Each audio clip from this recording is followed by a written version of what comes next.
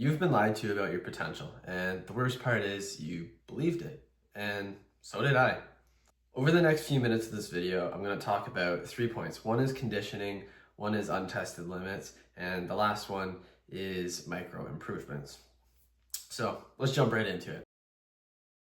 Throughout the years, we have been conditioned to believe that we are less than we are. We underestimate our abilities, and we think we're not capable of things that we actually are. But here's the truth. Most people struggle with this, and you just don't see that.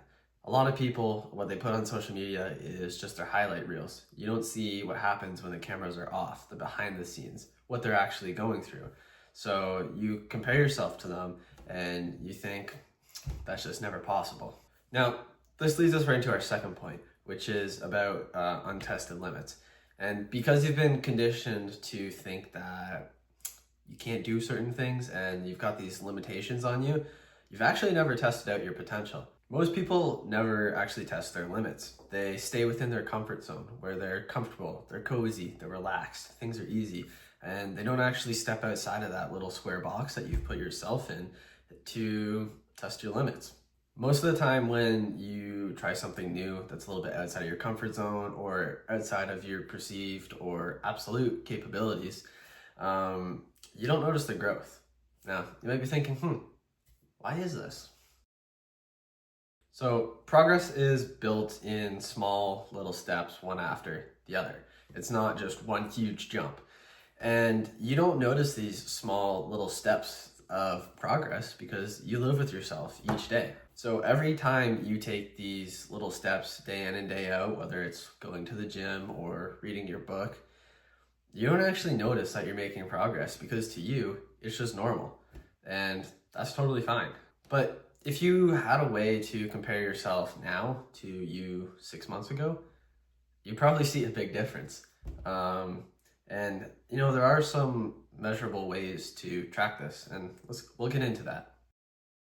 So a great way to notice that you're making progress is actually tracking your goals, tracking your progress day in and day out, what you do. Now, you should only do this with what is important to you and what you're chasing after, because you can't track everything in your whole life. But yeah, you can't change what you can't track. I always fall back to that saying, you can't change what you can't track. So let's take, for example, losing weight. Say, you're overweight, you're 180 pounds and you want to lose some fat. So you want to cut down and lean up. And so you're tracking your calories and you're making sure that you're consuming less than you're burning. And a few other ways that you may measure your progress is by stepping on the scale, tracking that every single day, taking progress pics weekly to see the changes in your body. Or you may take measurements around different parts of your body to see the changes. And you also may track things such as your workouts, the amount of reps that you do, the sets that you do, the weights that you do, so you can see this progress over time. So, my question to you is, make a list of the things that you have been pushing off recently, the things that you really want to do. On this list, it can be anything: fitness goals, financial goals, spiritual goals, whatever you want. It is totally unique and personal to you.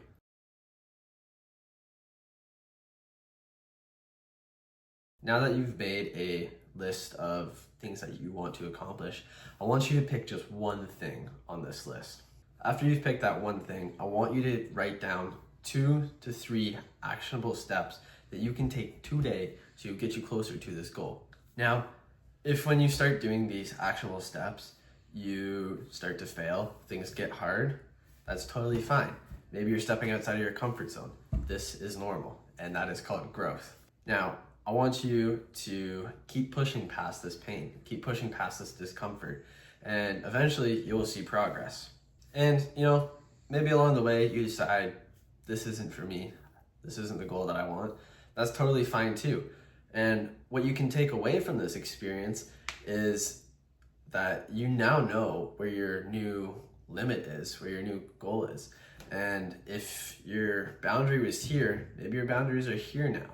Now, this doesn't mean just to stop there and never go past this boundary.